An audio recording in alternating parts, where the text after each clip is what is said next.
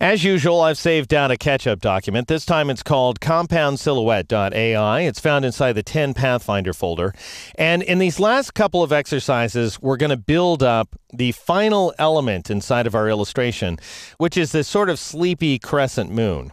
Now, we're going to take two approaches. In this exercise, we'll take the conceptually more straightforward approach, which is to combine the various objects, all of which I've drawn for you. So all you have to do is merge them together. And in this case, we'll go ahead and use static Pathfinder operations, including one we haven't seen so far, divide.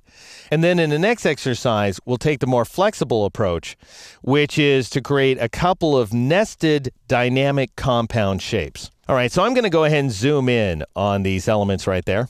And notice that if you twirl open the base objects, they're all grouped together. There's this moon stuff group right there. And we could dig into that group using the white arrow tool, but much simpler just to enter the group isolation mode. So armed with the black arrow tool, go ahead and double click on any one of the objects that makes up the crescent moon. We want to first start off by carving the violet shape out of the red shape. I think that's fairly straightforward at this point in time. Classic Pathfinder maneuver to take two circles and combine them into a crescent.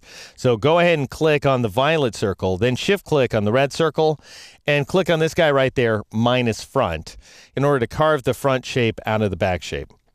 The next thing I want to do is I want to add the face, which is that element that I drew with the pen tool, to the moon.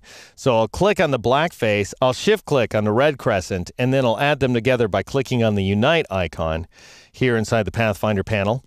And then finally, we need to create the eye. So far, everything's pretty straightforward, I think. But the eye is a little bit of a mess. I'm going to go ahead and zoom in here a little further so that we can see, if I press Control-Y or Command-Y on the Mac, that it's made up of three circles sort of intertwined together. All I want to keep is this area that I'm tracing around right there, this little wedge right there, this kind of curving triangle, some sort of intersection of these three circles. However, if I select all three circles by marqueing through them with my black arrow tool here, and notice I don't have anything else selected, I didn't select any of the crescent. I'll go ahead and press Control-Y or Command-Y again, and you might assume, all right, well, this is the point at which the shapes intersect each other. Is that right?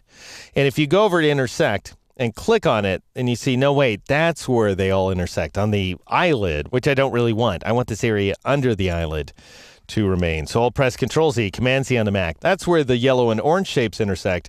But the green shape then would have to cut a hole in those other two shapes. And I could go through all that stuff if I wanted to, or I could just say, you know what? Just carve these up for me, Illustrator. Just carve them into bits. Wherever they overlap, I want a carve shape, and I'll just get rid of the stuff I don't want. And when you're feeling in that kind of mood, which is pretty frequently, by the way, where Pathfinder operations are concerned, because you don't always have the patience to try to figure out how everything's supposed to work, then you just go over here to divide. Click on divide. It won't look any different. You'll still see the same thing you saw before. But if you go ahead and twirl open moon stuff now, you'll see you've got a group. And if you twirl it open, then you'll see you have a bunch of path fragments, all of which are divided from each other. Using the black arrow tool, double click on any one of those shapes in order to enter the group isolation mode for that group. So notice we're now inside of a group that we just created with a divide Pathfinder operation. That's inside the moon stuff group. That itself is inside the base objects layer. All right, now notice I can go ahead and click on any of these shapes and say, gosh, you know what? Nope, don't want that one. That's not the one I want to keep. I don't want this one either, so I'll click on it and press the backspace or delete key to get rid of it. Nor do I want this one.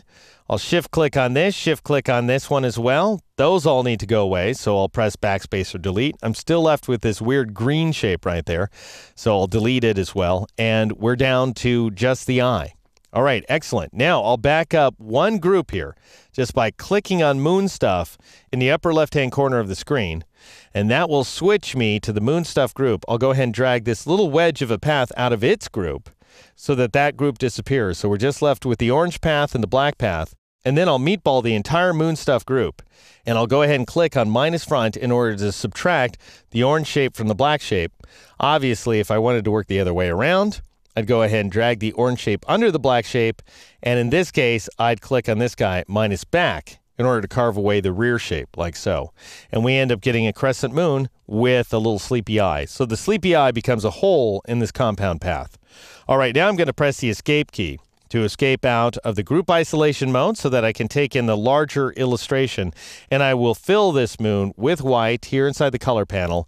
And the deed is done. We are now left with a static compound path. The problem is, of course, I can't modify the relative locations of any of these objects. So if I wanted to move the face a little bit outward, can't do it. I could go ahead and grab that eye if I wanted to. I could press the A key. In order to switch to the white arrow tool, I could alt-click on the eye, and then I can move the eye to a different location like so. So the compound path is somewhat dynamic. However, I don't have access to those original path outlines if I wanted to change the contour of the eye and so on.